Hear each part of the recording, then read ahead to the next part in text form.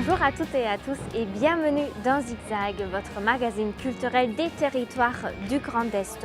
Ce mois-ci, nous sommes à Troyes pour les Nuits de Champagne, le grand festival de la ville qui réunit au mois d'octobre les grands stars de la chanson francophone. Et le festival leur fait un beau cadeau à tous ces stars avec la reprise de leurs plus belles chansons chantées par 900 choristes. Et comme à Troyes, on aime vraiment beaucoup chanter, il y a aussi pour ouvrir les festivités une soirée avec un grand chœur formé de 700 collégiens venus de tout le département. Mais nous irons aussi, toujours en zigzag, à la rencontre d'autres artistes dans la région du Grand Est.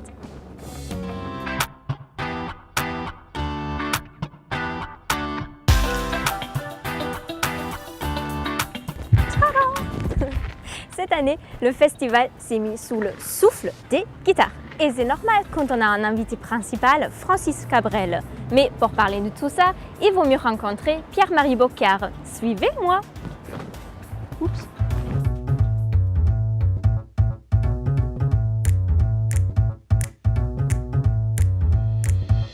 Les Nuits de Champagne, qu'est-ce que c'est? Les Nuits de Champagne, c'est un festival créé il y a 31 ans à Troyes, l'initiative de la ville, du département et de la région, Champagne-Ardenne à l'époque, devenu Grand Est aujourd'hui. Et l'idée de ces trois collectivités, c'était d'installer un événement contemporain qui permette, qui devienne au fur et à mesure un point de ralliement des acteurs culturels de la région et en même temps un événement référence au niveau national. Nous avions convenu avec les collectivités locales qu'il fallait qu'on trouve un concept unique pour avoir des chances d'exister, de se développer et de rayonner. On a démarré sur une thématique très large pour pouvoir aborder différents répertoires, de 88 à 92, c'était la voix. On a installé en clôture de cette programmation artistique professionnelle un grand choral qui est en fait l'hommage des gens qui chantent à l'œuvre de l'auteur-compositeur qui était l'invité du festival. Alors on a accueilli dans cette deuxième vie artistique les plus grands répertoires français, de Maxime Le Forestier, en passant par Charles Aznavour, Bernard Lavilliers, Jean-Louis Aubert, Alain Souchon, Francis Cabrel qui revient cette année. Pendant 25 ans, on a parcouru ces grands univers et ces grands répertoires. Et puis depuis l'an dernier, troisième vie artistique des Nuits de Champagne, on a décidé d'installer une destination répertoire intergénérationnelle et croisée, comme cette année, au cœur de ce répertoire Francis Cabrel, la folk song, sa référence numéro 1 qui est Bob Dylan et le Québécois folk singer Fred Pellerin qui est par ailleurs conteur. Et ce qu'on a apporté de tout à fait original dans ces Nuits de Champagne qui n'existe nulle part ailleurs, c'est l'idée qu'on offre aux festivaliers la possibilité de chanter ces chansons en restant dans le cadre de la pratique en amateur mais dans un cadre professionnel.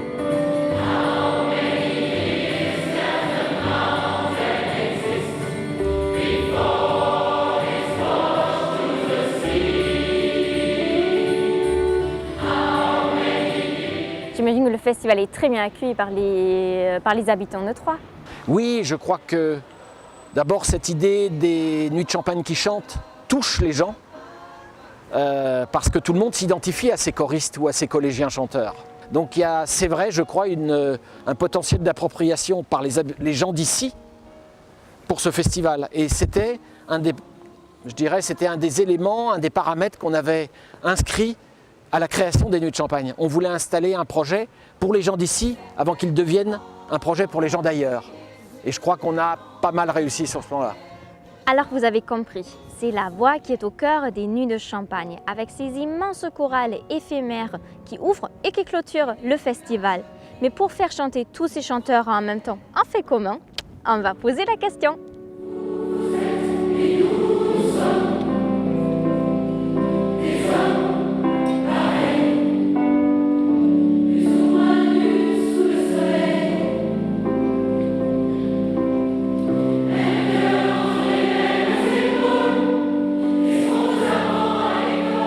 Bonjour Julie Rousseau. Bonjour. Vous êtes une des chefs de chœur.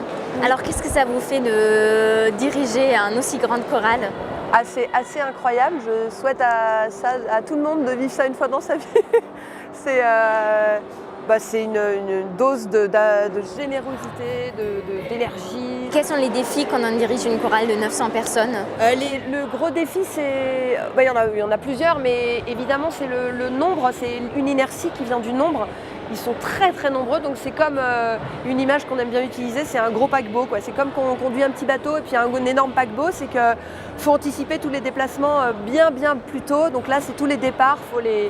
Quand on fait des tout petits départs pour un chœur de 5, 10 personnes, 20 personnes, pour 900 personnes, faut démarrer encore plus tôt. Donc voilà, c'est des choses comme ça qui sont... C'est comme si on manœuvrait un gros bateau, quoi.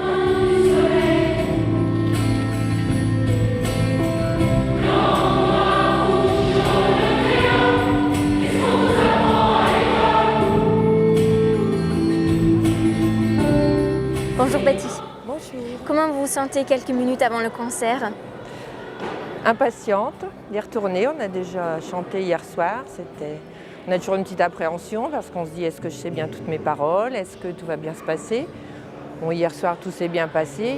Il y a eu de ma part, quelques petites hésitations, mais bon, je les ai repérées pour ne pas les refaire aujourd'hui. Parce que ça fait longtemps que vous répétez? Depuis le début de la semaine, on a commencé dimanche dernier à 13h, tous ensemble. Mais avant, depuis le mois de juin, on répète chacun chez soi, chacun sa partie, les sopranes, les altis, les basses et les ténors. Mais pourquoi avoir rejoint ce choral? En fait, j'habite dans le coin. Je suis venue le voir une fois il y a plus de 10 ans, ça doit faire 15 ans. J'ai été impressionnée par comme tous ceux qui voient ce spectacle-là. Je me suis dit, un jour, je ferai ça. Et quand mes enfants ont été suffisamment grands, qu'ils n'avaient plus trop besoin de moi, je me suis lancée, je me suis inscrite. Ça fait 10 ans. J'imagine que vous chantez aussi à la maison sans cesse. Oui, au grand désespoir de mon compagnon. J'imagine, il n'y a pas les voisins qui disent à un moment « Oh, s'il te plaît, change de Et registre ». de tous ceux qui montent dans ma voiture où la musique tourne depuis le mois de juin, c'est toujours la même.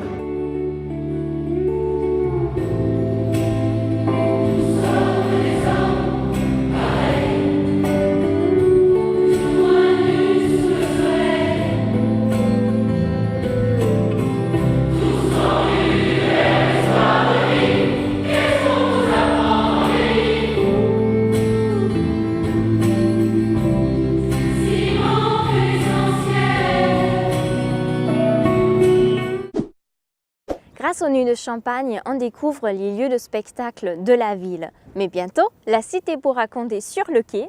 Tada! Une nouvelle salle d'environ 200 personnes portée par 2 comédiens bricoleurs. Un reportage de Canal 32.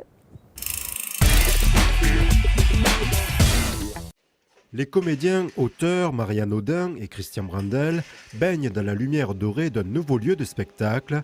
Ils l'ont nommé le quai. Que la lumière soit. Ce bâtiment, oublié, est restauré dans son style d'origine, fin des années 30. Ce coup de cœur, avec le soutien d'amis, il le transforme en terrain de jeu. Pour l'instant, vous les imaginez, les spectateurs, ils sont là, ils attendent que les 3 coups résonnent pour que le spectacle commence. J'ai fait un an de catéchisme ici. J'ai 3 sœurs qui ont fait, plus jeunes que moi, tout leur caté ici. Donc ça, c'était jusque dans les années, on va dire, 70, début 70. Et puis après, le lieu a été fermé et plus du tout utilisé pour une action quelconque. Ce coup de cœur, c'est aussi un projet au long cours. Initialement, des appartements devaient être aménagés. Maria et Christian en ont décidé autrement. Réunion d'entreprise, théâtre, résidence, la jauge de 200 places s'avère idéale selon eux. Un peu la Belle au bois dormant, hein. On a embrassé le lieu, puis hop, il est en train de renaître. Vous êtes sur une scène, la scène ancienne, et qui va être prolongée d'1,50 m. Donc on aura une scène qui sera encore un peu plus grande. 100 places assises ici dans la salle et 50 au balcon. On est dans un rapport qui est important pour nous, comédiens, on le connaît bien ce rapport, qui est le rapport scène-salle. Et ce rapport, il est absolument magique ici. Regardez, c'est juste incroyablement propice à la concentration, j'allais dire. C'est presque une réflexion intérieure qu'on a quand on est ici. On est tout de suite apaisé. Les vitraux, ils contribuent énormément. L'ouverture du quai, reportée à de multiples reprises, est désormais prévue d'ici la fin de l'année. Les Nuits de Champagne sont aussi une belle occasion de faire des très belles rencontres, comme Gaël Faure, auquel nous avons pu poser quelques questions tout à l'heure avant son concert. Vois ces frontières tout autour.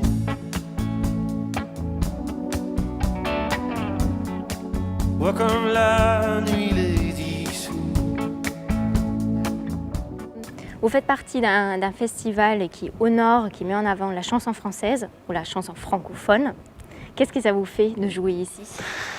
Bah, c'est toujours bon en fait, tu sais, je te tutoie, parce que tu peux avoir mon âge à peu près? Oui. D'accord. Et je dirais que je suis content déjà à la base de jouer. Que ce soit dans un festival ici ou un autre, en étant sincère. Après, c'est sûr que de jouer dans un festival francophone qui met en avant tout ça, c'est mieux, parce que c'est vrai que quand tu chantes en français, du coup, t'es emballé. Une des particularités du festival, c'est qu'il y a des grands chorales qui reprennent des chansons des chanteurs français. Qu'est-ce que ça te ferait d'entendre un jour une de tes chansons sur la scène? Bah déjà, ils auraient raison, parce que ce serait un très très bon choix. J'aimerais bien, parce que c'est vrai que mes chansons, j'ai l'impression qu'il y a quand même un côté un peu lyrique là-dedans, et imagé, donc ça peut être joli. J'imagine que ça met beaucoup de frissons d'entendre ça, parce que même si tu chantes faux, de toute façon dans une chorale ça s'entend pas, ce qui est l'avantage. Mais je pense pas qu'ils chantent faux. Et j'aimerais bien aller voir ça après mon concert tout à l'heure. Je sais qu'il y a Francis Cabrel qui passe après, ce serait sympathique. Pas trop peur, la saison est belle. Beaucoup de festivals ont leur off, mais ici à Troyes, on fait tout par 3. Alors le off devient le off, off, off. Oui, vous avez compris, 3 fois off. Il s'agit de concerts de jeunes talents dans des lieux plus petits mais très animés. Alors si vous aimez être collé serré, c'est par là.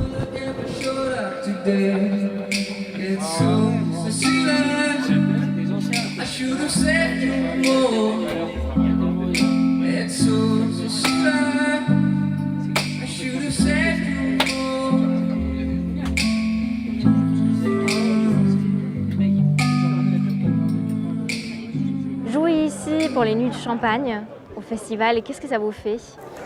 Ça fait que déjà je suis très content de sortir un peu de Paris et de jouer ailleurs.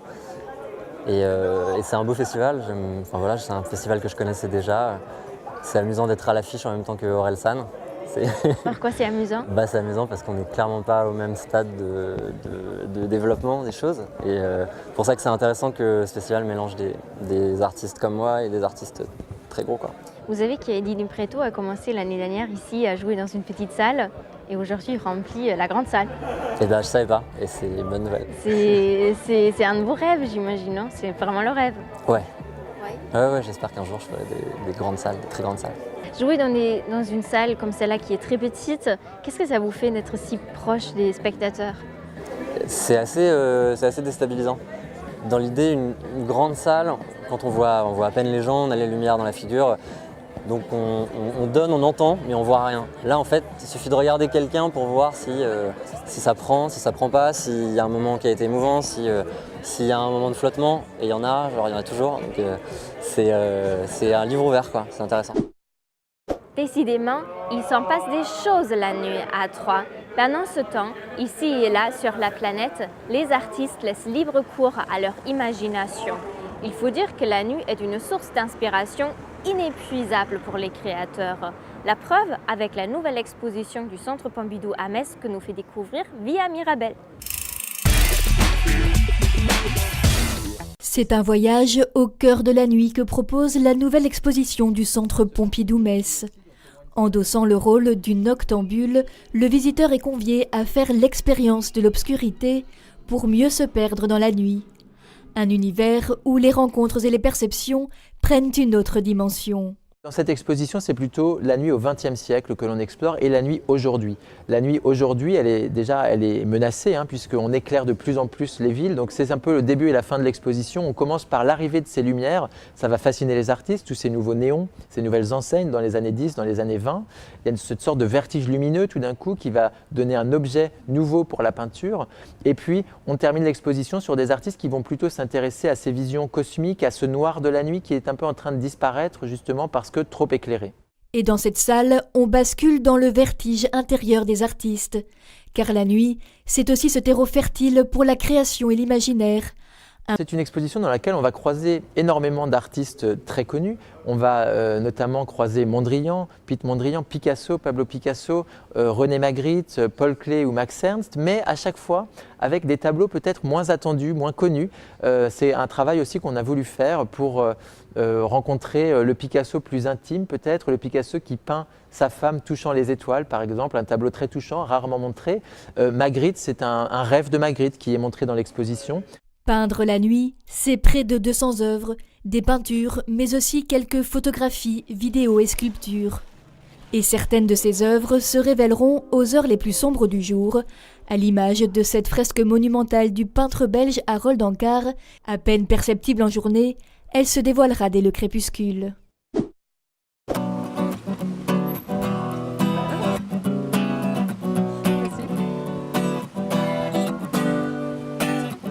J'ai les méninges nomades, j'ai le miroir maussade. Tantôt mobile, tantôt tranquille.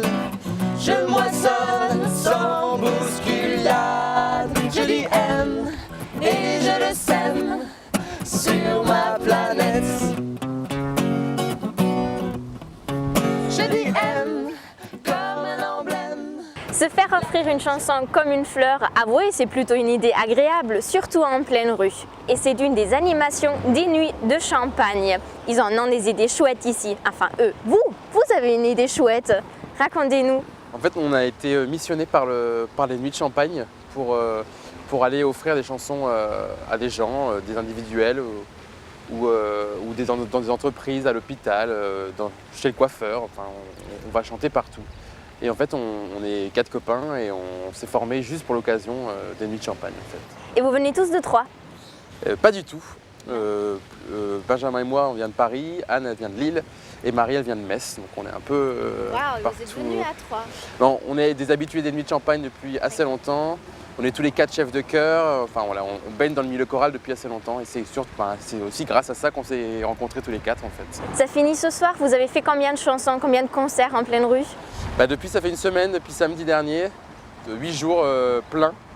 Et je pense que ce soir, on sera à peu près à 70 livraisons, qui est énorme, je pense. On faisait entre 10 et 15 livraisons par jour. Donc, Et ce soir, c'est citron chaud et hop au lit ou vous allez faire la fête pour fêter? On va faire la fête quand même. On dormira la semaine prochaine.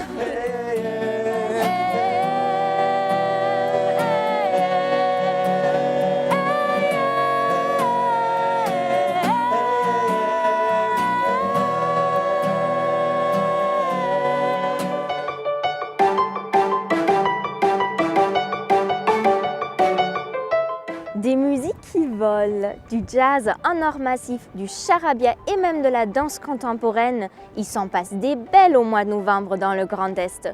Nous avons quand même réussi à vous faire une sélection, toujours trop courte et subjective, comme d'hab. Jazz d'Or, c'est une saison de jazz, mais c'est aussi un festival qui se partage entre Strasbourg, Lingolsheim ou Bischwiller et qui franchit même le Rhin pour quelques dates à Offenbourg. Le 9 novembre, le guitariste John Scofield et son combo ouvrent le bal à la Cité de la musique et de la danse.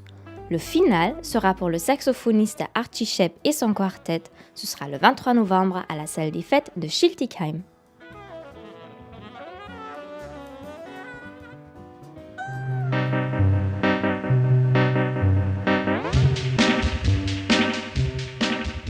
Ce sera la dernière édition, alors il ne faudrait surtout pas la rater. Et oui, Musique Volante tire sa révérence après 23 années d'exploration musicale tous azimuts. Pour les regretter encore plus, on va donc se précipiter au Trinitaire à Metz pour le grand final les 9 et 10 novembre.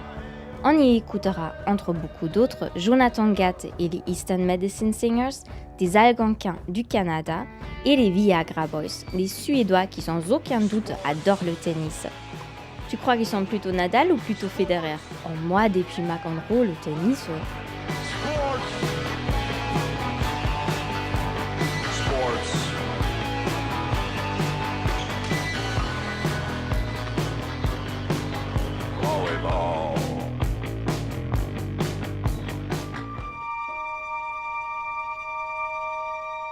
Pour célébrer à sa manière le centenaire de la fin de la Première Guerre mondiale, l'Opéra national du Rhin a misé sur la danse avec un diptyque intitulé Spectres d'Europe. Le spectacle est en 2 parties, avec la reprise de La Table verte de Curtius et Fireflies ou Luciole, une création pour l'ONR de son directeur de ballet Bruno Boucher, avec l'artiste associé l'écrivain Daniel Conrad. C'est à voir à Strasbourg du 13 au 18 novembre. Quel est ce parfum que le vent dépêche? On dirait que la chair brûle. Charabia, c'est exclusivement pour les amoureux des mots et pour les oreilles curieuses. Tiens, on ne saurait mieux définir les téléspectateurs de Zigzag. La 2e édition se tient du 27 novembre au 2 décembre. C'est toujours à Reims et c'est dédié à la chanson française. Feu Chatterton, Dominique A, Gaëtan Roussel, Camille Ardouin, Yves Jammet, Belfour, j'en oublie. Le meilleur du moment sera là, bien là. Qui tache tes cheveux, de tes jupes que trousse du regard le soleil, et la gouache des fleurs sous des nuées d'abeilles. Notre habituelle escapade hors frontières nous emmène ce mois de novembre à Karlsruhe avec un festival de danse qui s'y déroule du 7 au 25. En ouverture, c'est l'incontournable Rosas tanzt Rosas d'Anna-Theresa de Kersmaker, mais on a aussi remarqué le 20 novembre le Borderline de la compagnie française formée par Onji Wang et Sébastien Ramirez. Et si la gravité ne tenait qu'à un fil?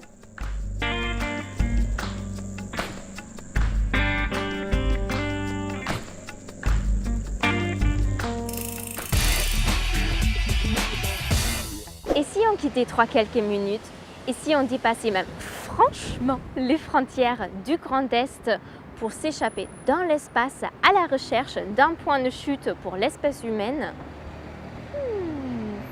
Quand la science rencontre un festival de rire, ça se passe à Épinal et c'est un reportage de Via Vosges.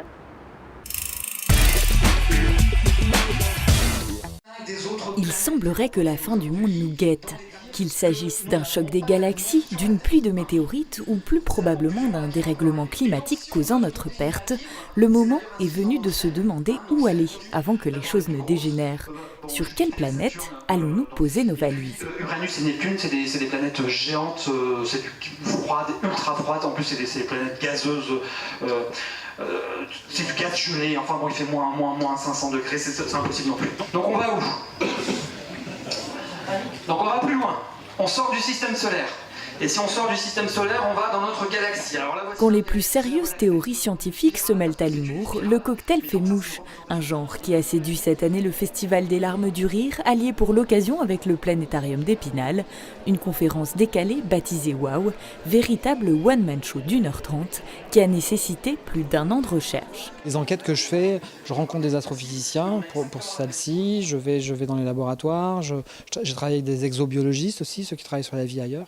Puis après, moi, je construis un raisonnement qui est tout le temps un peu, on va dire, un peu décalé, je construis des logiques un peu absurdes, de manière à regarder autrement le réel, quoi. Quel est l'avenir de l'homme? En dehors de la Terre, trouverons-nous une planète habitable en l'état qui ne nécessite pas 60 000 ans de voyage? Ou alors devrons-nous aménager nous-mêmes un nouvel astre pour recréer notre petit confort, quitte à se transformer en cyborg? Autant d'hypothèses que Frédéric Ferrer s'amuse à pousser jusqu'au bout, dérision comprise. Partons maintenant pour Célestat. La ville des humanistes fait honneur à son histoire en accueillant depuis 10 ans le festival Charivari, un rendez-vous organisé par des associations militant pour la promotion de la personne handicapée et son intégration sociale. Un reportage d'Alsace 20.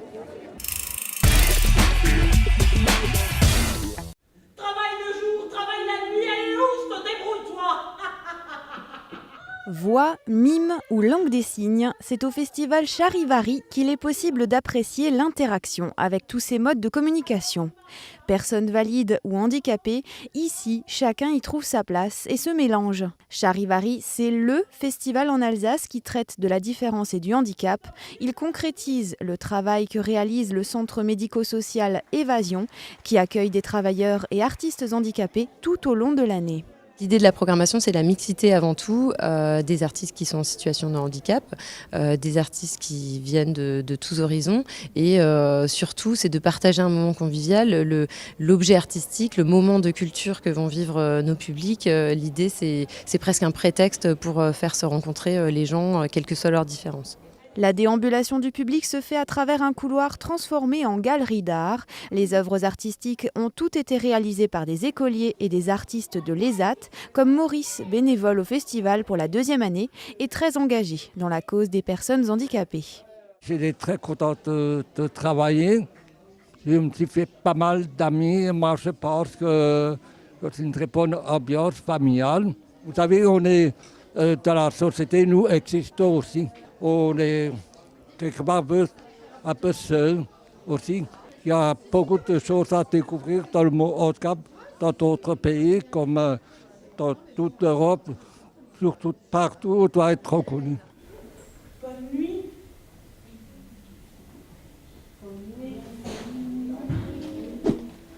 Finalement, avec Zigzag, je suis toujours sur la route. Mais que voulez-vous, il y a tous ces artistes à rencontrer et ces spectacles à voir. Je suis même persuadée que ma valise va lâcher avant moi, n'est-ce pas chérie? Pour le mois prochain, ce sera la dernière de l'année, nous serons à Strasbourg au Théâtre du Maillon. Et en attendant que le spectacle vivant soit avec vous, rideau!